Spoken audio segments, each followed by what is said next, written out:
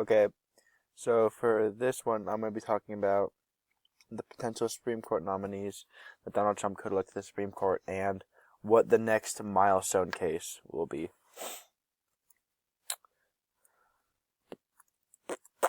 Okay, so open side. It said here are the 11 justices that Donald Trump is planning to appoint. I'm not going to go ahead and read all the names just because I'm probably going to mess them up. But they're all the names and the states that they came in. So all these justices have a shot at filling one of the empty seats that Anthony Scalia left open, I guess, because he did pass away, unfortunately. I said, there's always this way of power. Whoever's the president, is basically controls the Supreme Court. And like I said, a means of bunch of the left bills that the leftist Supreme Court could be overturned. And there's some reports saying that up to 4 Supreme Court slots will be open in the next few years. And if Donald Trump does get reelected, then that would mean a definite a Republican majority in the Supreme Court for a really long time. And for mine, I'm talking about Roe versus Wade and the chances of it being overturned with Donald Trump. Excuse me. In the next 48 years, Republicans could make abortion illegal on the national level, but like marijuana, it could be up to the states to decide what to do, which would most likely happen.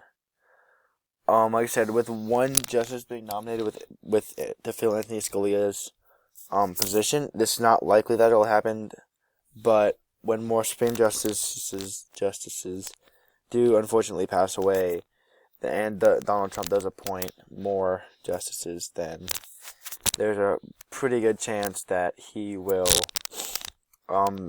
make abortion back to the states. And what would happen, I talked about it, what would happen here is some states would have abortion legal still. This goes back to similar to marijuana. You'll have the solid blue states, which you have the blue wall as they call it. All these solid blue states that almost never vote Republican, those will be the states that they do have abortion legal in. And then the states, like the swing states, what my prediction would be is that they would be legal, abortion would be legal, but only if the mother's health was in jeopardy. And those would be kind of like Florida, North Carolina, South Carolina, and other states like that.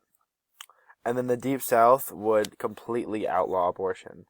And people who would need to have an abortion, would have to travel to a different state, which I don't know how I feel about that, even though I am pro-life.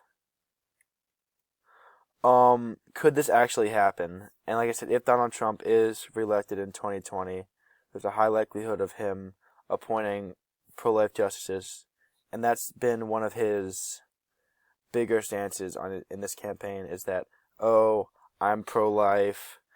That's one of his bigger stances, along with immigration reform and other things like that. And even though he does change his opinion on things like this a lot, I don't think he'd change his opinion on this. That's my presentation on abortion and Roe versus Wade. So yeah.